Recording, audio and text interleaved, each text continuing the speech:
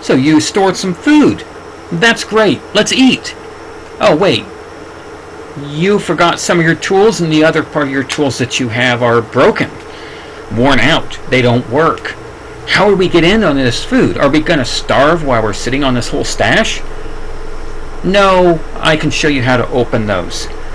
So this video was created as a response to, I've noticed that there's a lot of people, I can't tell you how many basements are full of types of food that the owners of those basements doesn't have a clue how to cook.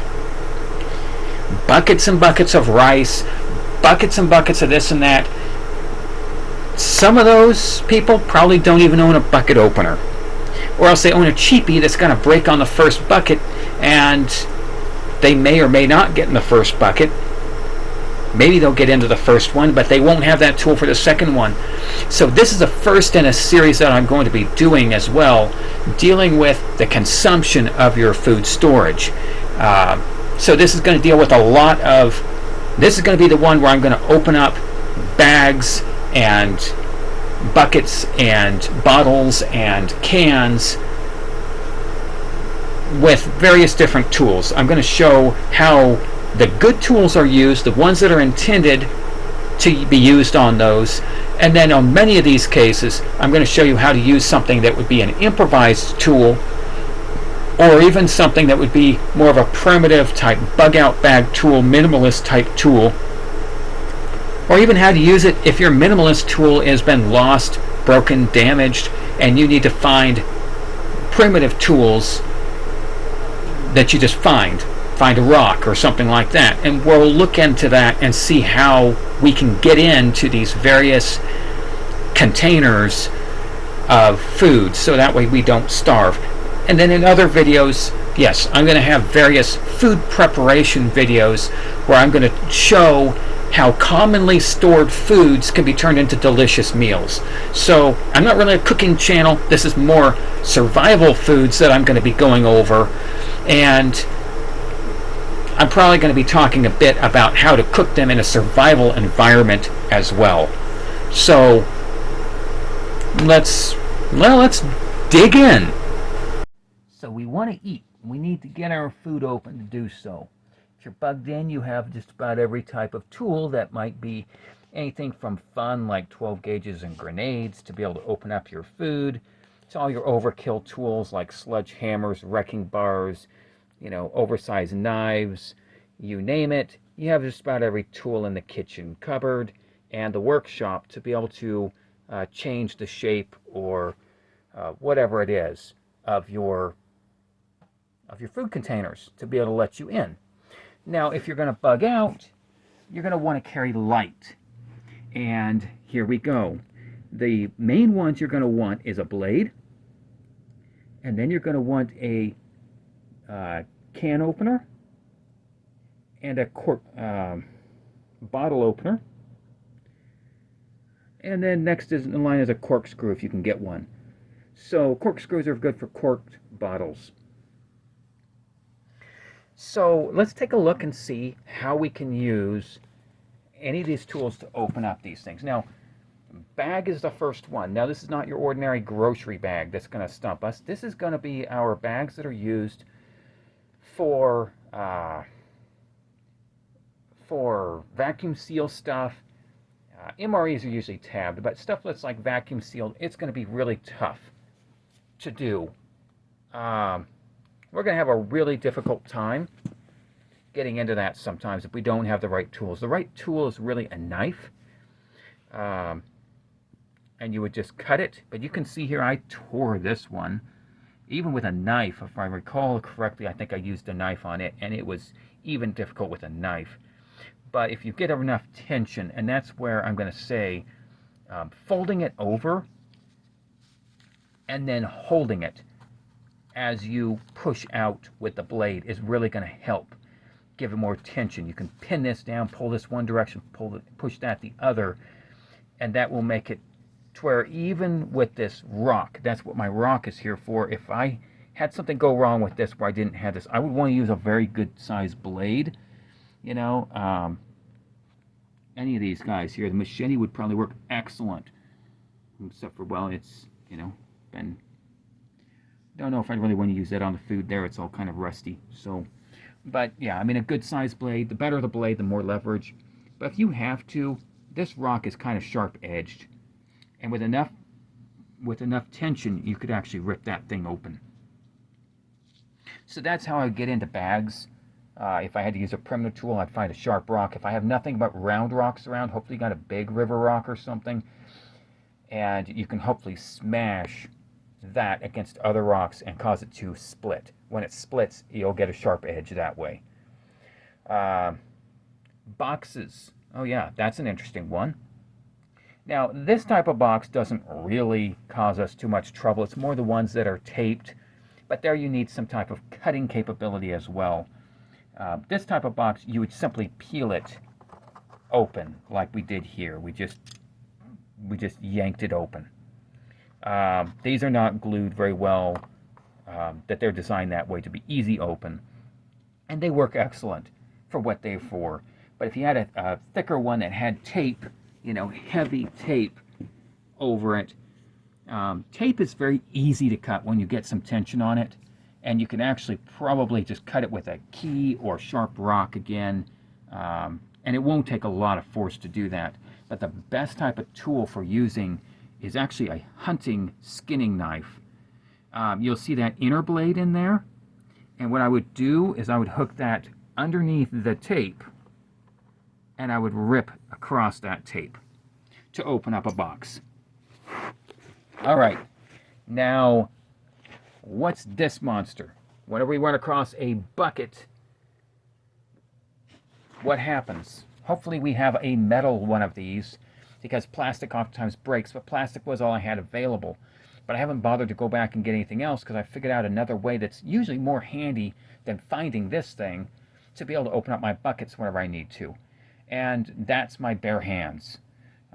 So if you want these guys here, I would have a couple metal of these guys around if you really want to get an easy. The way these guys work is you just get them, you just hook them on in, I'm sorry, and you pull up. I'm sorry, I'm the wrong way. What am I looking at? I'm disorientated. Underneath, because the idea is you're pulling out. Getting disorientated because I'm looking at the camera, sorry. But you're going to pull out, because the thing is that you have teeth on the inside here that are holding a rim, and you've got a rubber seal in here that's pushing down on that. That's what creates that good seal. So I need to pull out, and these things, they really just pull straight out to release that hooking, and you just have to go around and pull each one of them. But if I wanted to open this thing with my bare hands, I would put my body weight pressure. I would use my body weight, I'd lean on this thing, and I would reach on in here, and I would just grab it and pull it out. Okay? And that's usually, see, I just released that one. And I would just go around and do the same thing. But it's easier if you put your body weight on it, because you want to get that pressure pushing down on that rubber seal, that we can pull it out. And there I just released another one. So we got two of them released. That's how I would open that whole can. If I wasn't trying to hold a camera in one hand, I would, I'd rip that can open for you. Or open up that bucket, rather. Now, what about the bottle opener? How does that critter work?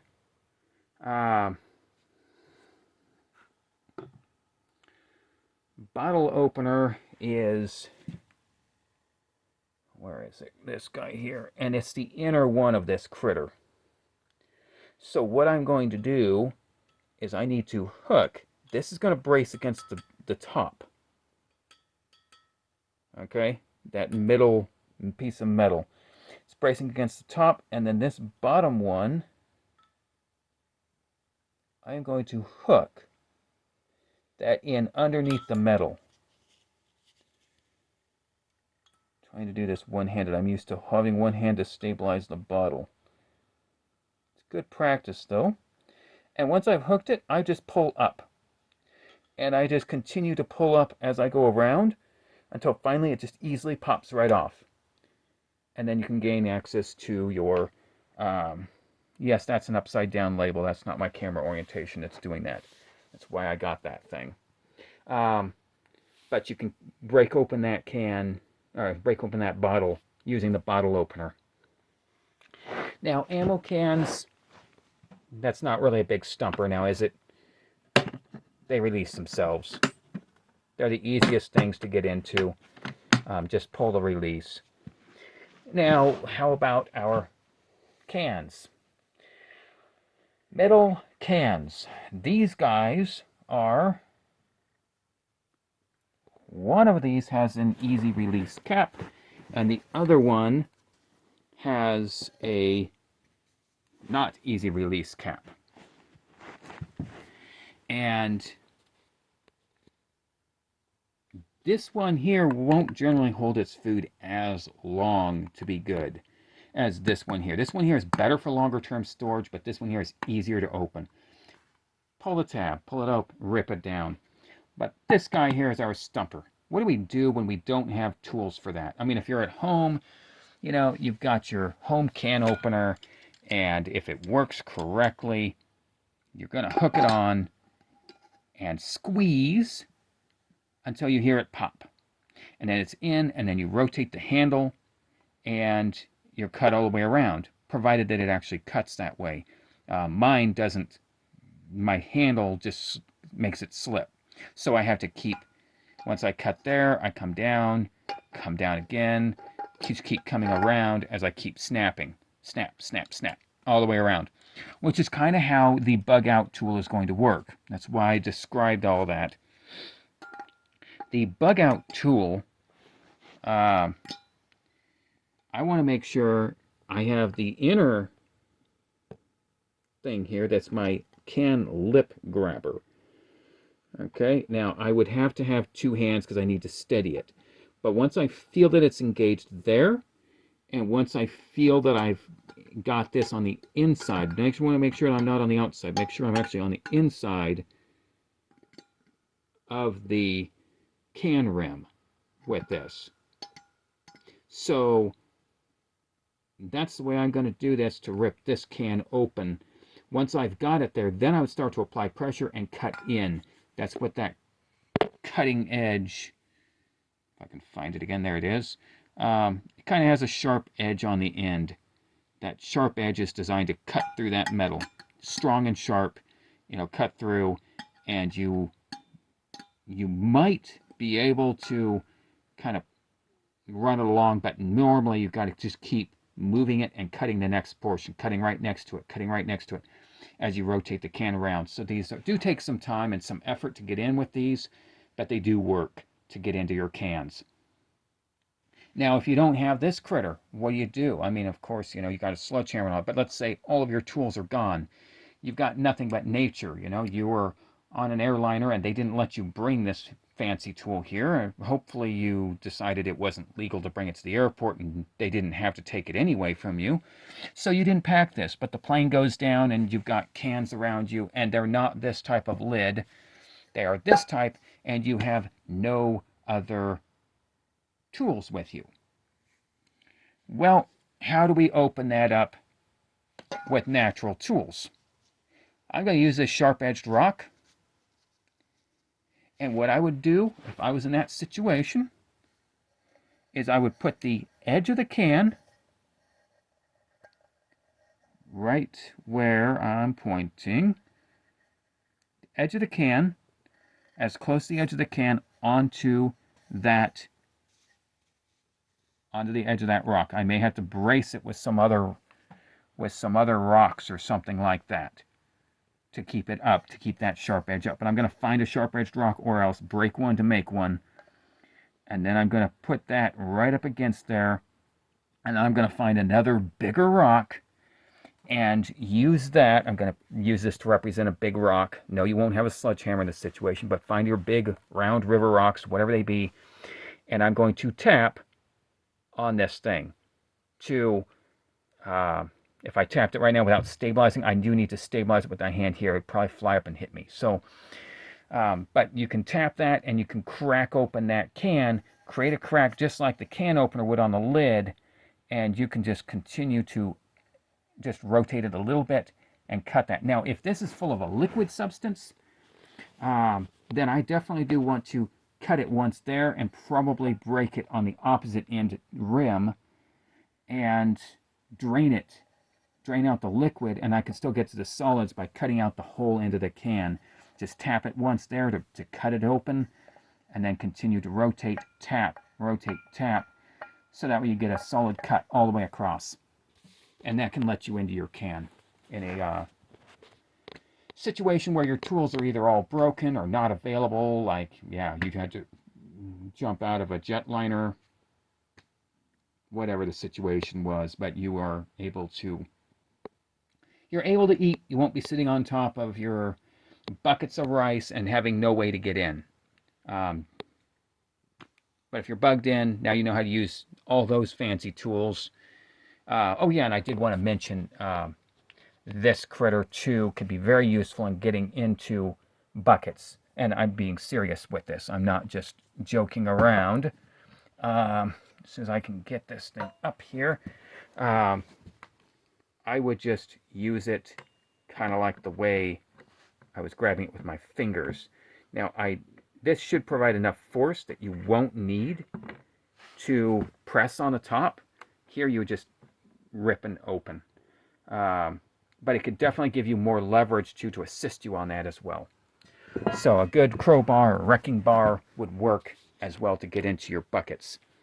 So all kinds of ways to eat. Don't worry about not being able to get into it as long as you learn the methods. Thank you for watching.